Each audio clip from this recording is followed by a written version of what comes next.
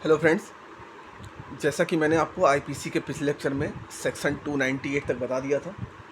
अब हम इस वीडियो में सेक्शन 299 से चालू करेंगे। मैंने धारा 299 और धारा 300 के विषय में कम से कम 2 से 3 वीडियो बनाए हैं। जिसको अभी भी कोई कन्फ्यूज़न हो तो वो देख सकता है। अब देखिए, ये चैप्टर 16 के अंतर्गत आता है। मानव वध हत्या 299 से 311 है और गर्भपात शिशु हत्या 312 से 318 के अंतर्गत। अब देखिए, सेक्शन 299 क्या करता है? आपराधिक मानव वध कहा जाता है, जिसको कपेबल होमोसाइड बोला जाता है। एक व्यक्ति को दूसरे व्यक्ति की जान से मारना, ठीक है। तो ये सेक्शन 299 कहता है। और 304 में मानव वध के लिए दंड है। अब देखिए, मानव वध 2 तरीके से है। एक लीगल है, मतलब एक वैध है, और एक अवैध है। वैध कब कब है? धारा 76, 77, 78, 79, 81, 100 और 103 इनमें वैध है। 300, 299, 304 का ए और 304 इसमें अवैध है। अब देखिए, धारा 299 और 300 के बीच में जो अंतर बताया गया वो आर वर्सेस गोविंदा के केस में बताया गया। अब धारा 300 क्या है? हत्या। इसमें मैंने एक शॉर्टकट लिखा है कि मरने की जो डिग्री होती है वो ज़्यादा हाई रहती है। फिर आता है धारा 301, जिस व्यक्ति की मृत्यु करित करने का आशय था उससे भिन्न व्यक्ति की मृत्यु करके आपराधिक मानव वध। फिर 302 हत्या के लिए दंड है। मृत्यु दंड, आजीवन कारावास और जुर्माने से दंडित किया जा सकता है। 303 आजीवन सिद्ध दोष द्वारा हत्या के लिए दंड। 304 का उपेक्षा द्वारा मृत्यु करित करना धारा 299 या 300 की परिधि से बाहर है। 304 का 304 का खा जो है वो दहेज मृत्यु है। 305 का जो खा है वो शिशु व पागल व्यक्ति की आत्महत्या का दुष्प्रेरण, ये 305 के खा के अंतर्गत आता है।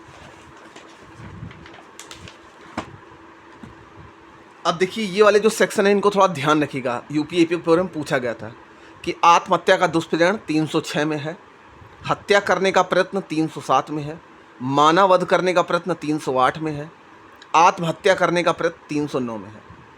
देखिए, दुष्प्रेरण 306 में है और हत्या करने का प्रयत्न 309 में है। तो ध्यान रखिएगा, दुष्प्रेरण किस में है और प्रयत्न किस में। फिर आता है 310, जिसको ठग बोला जाता है। ठग में हत्या व लूटपाट। सभी लुटेरे व डाकू ठग नहीं होते, ध्यान रखिएगा।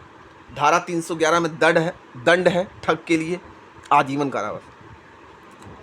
फिर आता है 312 स्वेच्छा से गर्भपात करना। 313 स्त्री के सहमति के बिना गर्भपात कराना, 10 वर्ष कारावास और जुर्माने से दंड। अब देखिए, इन सेक्शन के लिए महिला से संबंधित जितने अपराध हैं उसके लिए मैंने आपको एक अलग से वीडियो बना दी है, चाहे तो आप प्लेलिस्ट में जाकर देख सकते हैं। फिर धारा 317 12 वर्ष से कम आयु के बच्चे को उसके माता पिता व देख रेख करने वाले व्यक्ति द्वारा शिशु को आरक्षित डाल देने पर परित्याग करना, ये धारा 317 का अपराध माना गया। 319 उपहित जो है वो शारीरिक पीड़ा, रोग या अंग शैथिल्य, साधारण चोट बोला जाता है उपहित को। 320 में घोर उपहित है। अब ये पूछा जाता है कि घोर उपहित में कितने प्रकार के उपहित हैं, तो 8 प्रकार के हैं। कौन कौन से? मर्दानगी से वंचित हो जाए, सिर व चेहरे पर स्थायी चोट लग जाए, हड्डी व दांत टूट जाए, 20 दिन तक शारीरिक पीड़ा होती है, किसी अंग का स्थायी नाश हो जाए, कान की श्रवण शक्ति का स्थायी विच्छेद हो जाना। ये 8 प्रकार के उपहित हैं। इनको ध्यान रखिएगा, इनको याद कर लीजिएगा। पूछा जाता है कि धारा 320 घोर उपहित में कितने प्रकार के उपहित हैं। अब आता है धारा 326 खतरनाक आयुध या साधनों द्वारा स्वेच्छा से घोर उपहित करना।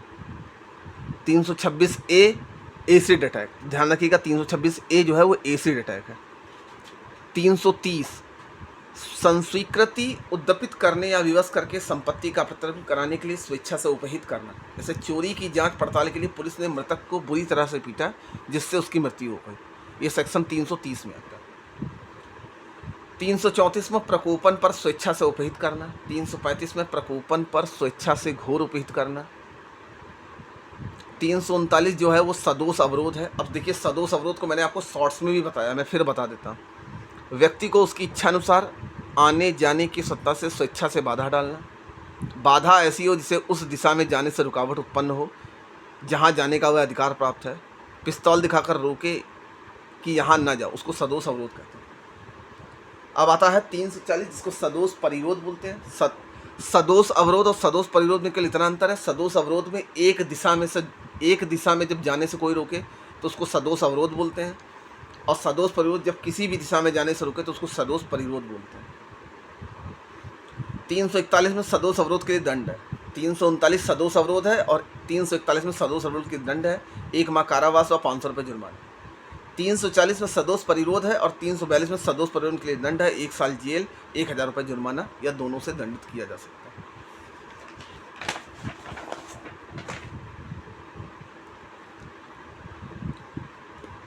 अब 343 3 या अधिक दिनों के लिए सदोष परिरोध, मतलब 3 दिन तक कोई रोकता है। 344 10 या अधिक दिनों के लिए सदोष परिरोध। 345 ऐसे व्यक्ति का सदोष परिरोध जिसके छोड़ने के लिए रिट निकल चुका है। 349 में बल है। बल क्या होता है? का अपनी लाठी से खा पर उठाता है और खा परिणाम स्वरूप हट जाता है, तो का ने खा के विरुद्ध बल प्रयोग किया है। यह अपना जानवर उस पर दौड़ा देता है तो भी का ने खा के विरुद्ध बल प्रयोग किया। अगर यह जानवर भी दौड़ा था तो भी उसने बल का प्रयोग किया। अब आपराधिक बल 349 में बल है। 350 में आपराधिक बल। का सड़क पर या को धक्का देता है जिससे या को क्षति, भय या क्षोभ उत्पन्न हो, तो का ने यहाँ पर आपराधिक बल का प्रयोग किया। आपराधिक बल में क्षति होना आवश्यक। 351 हमला है। आपराधिक बल के प्रयोग से व्यक्ति को साधारण उपहित व घोर उपहित हो जाए, हमला कहलाता है। 352 हमला या आपराधिक बल का प्रयोग करने के लिए दंड है, 3 माह प्लस जुर्माना। अब 354 स्त्री की लज्जा भंग करने के आशय से हमला या आपराधिक बल का प्रयोग करना। इसका केस है पांडुरंग बनाम महाराष्ट्र। 356 डी में है स्त्री का पीछा करना। 354 बी में है स्त्री को विवश करने का प्रयास करना, मतलब कपड़े उतारने का प्रयास करना। 3 वर्ष से लेकर 7 वर्ष तक की सजा हो सकती है। 354 सी छिप कर देखना, जिसको दृश्यकारिता कहते हैं। क्या कहते हैं? दृश्यकारिता। 354 का सी से दृश्यकारिता, ध्यान रखिएगा। अब आता है 359। तो 359 में क्या है? व्यापारण, इसको किडनैपिंग बोला जाता है। किड मतलब शिशुओं की चोरी, लेकिन इसमें टर्म्स एंड कंडीशन है कि विकृत बॉय लड़का होगा 16 साल से कम और लड़की जो होगी 18 साल से कम। 359 व्यापारण की परिभाषा है। 361 जो है संरक्षण से व्यापारण है। 16 वर्ष से कम लड़का, 18 वर्ष से कम लड़की। 362 अपहरण है, जिसको एब्डक्शन बोला जाता है।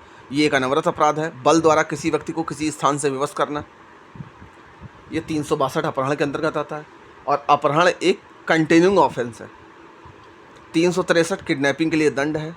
363 ए भीख मंगवाने के लिए अगर कोई अपहरण करता है तो उसको 10 साल तक की सजा है। 364 हत्या करने के लिए अगर कोई किडनैपिंग करता है। 364 का फिरौती के लिए अपहरण करता है। 365 किसी व्यक्ति का गुप्त रीति से सदोष प्रयोग करने के आशय से अपहरण या अपहरण करता है। 366 विवाह आदि के करने को विवश करने के लिए स्त्री का अपहरण या उत्प्रेरित करता है। 366 का आवश्यक लड़की को वेश्यावृत्ति के लिए एक स्थान से दूसरे स्थान ले जाना दंडनीय अपराध है। 10 साल तक की सजा व जुर्माना, कारावास और जुर्माना दोनों से दंडित किया जा सकता है। 366 का विदेश से लड़की आयात करना। 367 व्यक्ति की घोर उपहिति, दासत्व आदि का विषय बनाने के उद्देश्य से व्यापारण या अपहरण करता है। वो धारा 367 में आता है।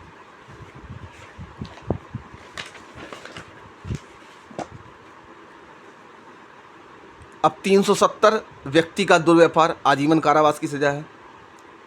अब 375 बलात्कार की परिभाषा दी है।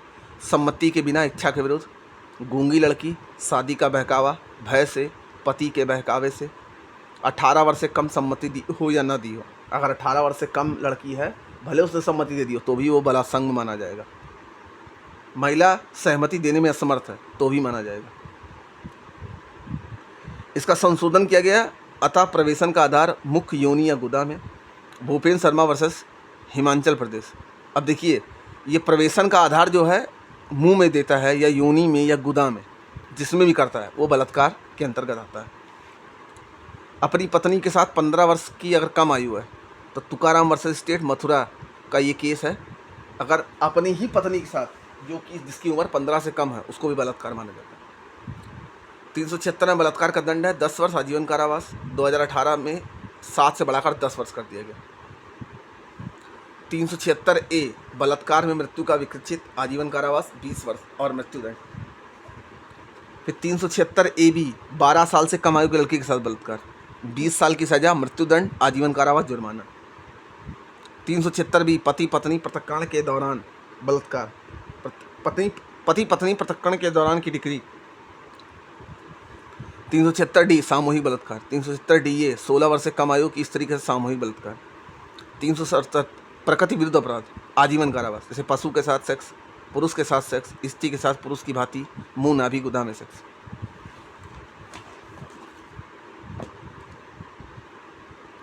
फिर आता है चैप्टर 17 संपत्ति के विरुद्ध। 378 में चोरी है। अब जो चोरी का जो मतलब होता है वो देखिए क्या क्या होता है। कब्जे से सहमति के बिना कोई चल संपत्ति बेईमानी पूरा आशय 378 में। 379 चोरी के लिए दंड है। इसके फेमस केस है विश्वनाथ वर्सेस डिविजनल ER। बिजली चोरी की सजा IPC के अनुसार नहीं होगी। धारा 380 निवास घर में चोरी 7 वर्ष की सजा और जुर्माना। 383 उद्यापन एक्सटॉर्शन जिसको बोला जाता है। 384 उद्यापन के लिए दंड है 2 वर्ष की सजा या जुर्माना। 390 में लूट है, कम से कम 4 व्यक्ति होना चाहिए। लूट में कम से कम 4 व्यक्तियों का शामिल होना जरूरी है। 391 डकैती है, 5 या 5 से ज़्यादा व्यक्ति हों तब डकैती कहलाती है। 390 में लूट है। 392 में लूट के लिए दंड है 10 वर्ष की सजा प्लस जुर्माना। 391 और 393 में लूट करने का प्रयत्न, ध्यान रखिएगा लूट करने का प्रयत्न यह आया था UP पेपर में, लूट करने का प्रयत्न 393 में। 395 डकैती के लिए दंड है आजीवन कारावास, कठिन कारावास, जुर्माना। 396 हत्या सहित डकैती, आजीवन कारावास मतलब कठिन कारावास। 399 डकैती की तैयारी है। 391 में डकैती है। 399 में डकैती की तैयारी है, 10 वर्ष की सजा है। धारा 400 डाकुओं का टोली का होने का दंड 10 वर्ष की सजा।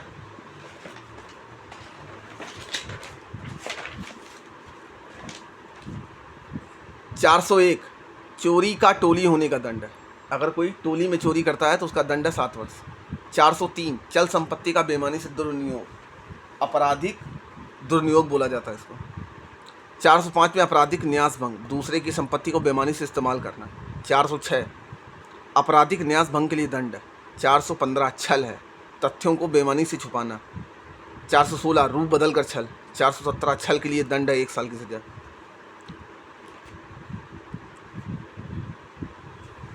ये जो प्रतिरूपण द्वारा छल के लिए जो दंड है वो 3 वर्ष है। 420 चल प्लस अचल संपत्ति के संबंधित धोखा। 425 रिश्ती, जानबूझकर अपराध करना। 426 रिश्ती के लिए दंड है 3 माह प्लस जुर्माना। 441 आपराधिक अतिचार, दूसरे के संपत्ति पर प्रवेश करना बिना परमिशन के, उसको आपराधिक अतिचार बोला जाता है। 447 में दंड है 3 माह प्लस जुर्माना। 442 गृह अतिचार है, बल द्वारा बिना परमिशन के घर में घुसना। बल द्वारा गृह अतिचार में निर्माण, तंबू, जलयान। 443 प्रछम्य अतिचार है, छिपा कर जाना, छिप कर जाना। 445 गृह भेदन, अवैध तरीके से घर में घुसना, उसको गृह भेदन बोला जाता है। 448 गृह अतिचार का दंड 1 वर्ष प्लस जुर्माना। 453 प्रछम्य गृह अतिचार, दंड 2 वर्ष प्लस जुर्माना। 461 पात्र को बेईमानी से तोड़ना, 2 वर्ष प्लस जुर्माना। 462 अभिरक्षक द्वारा उस पात्र को तोड़ा जाना। फिर आता है अध्याय 18 दस्तावेज और संपत्ति से। 463 कूट रचना। 465 दंड है 2 वर्ष की, फर्जी कागजों की अगर कूट रचना करता है। 477 दत्तक पुत्र मूल्यवान प्रतिभूति रद्द व नष्ट करना। 470A लेखा का मिथ्याकरण, सरकारी कर्मचारी के द्वारा फर्जी एंट्री करता है, 7 वर्ष प्लस जुर्माना। 481 मिथ्या संपत्ति चिन्ह का उपयोग में लाना। 482 दंड है 1 वर्ष की।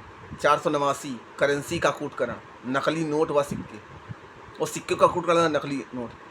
489 खा कूट रचित व कूटकृत करेंसी का असली के रूप में उपयोग लेना। आप इसको कल पढ़ लीजिएगा, उतना इंपॉर्टेंट नहीं है, बस इसमें एक ये इंपॉर्टेंट है, धारा 463 आ चुका है।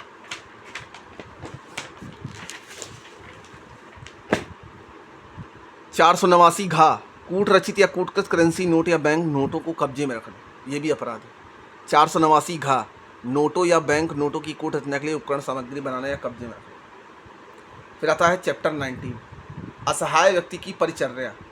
किशोरावस्था पागल या रोग से पीड़ित व्यक्ति की संविदा द्वारा आबद्ध हुआ व्यक्ति का लोप करेगा तो उसे 3 माह का कारावास या 200 रुपये की जुर्माने की सजा होगी।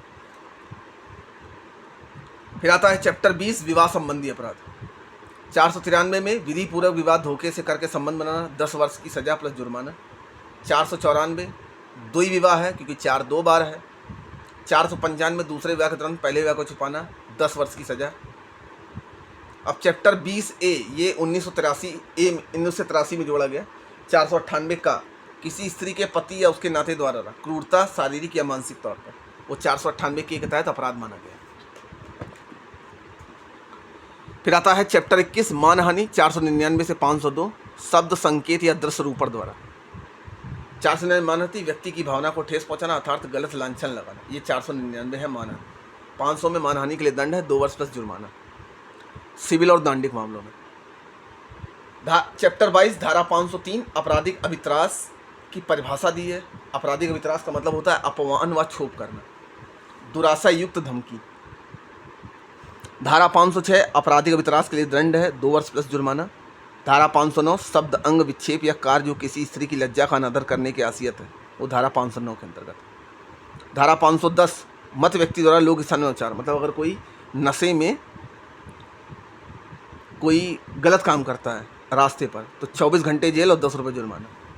आपराधिक प्रयत्न धारा 511 आजीवन कारावास या अन्य कारावास से दंडनीय अपराध के लिए प्रयत्न करने के लिए दंड है।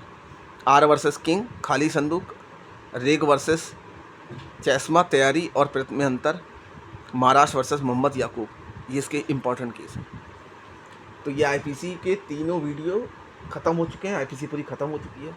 बाकी मैंने इससे रिलेटेड आपको केस बता दिया। इस तरह आईपीसी पूरी तरह से ख़त्म हो गई है। मिलते हैं हम नेक्स्ट वीडियो में।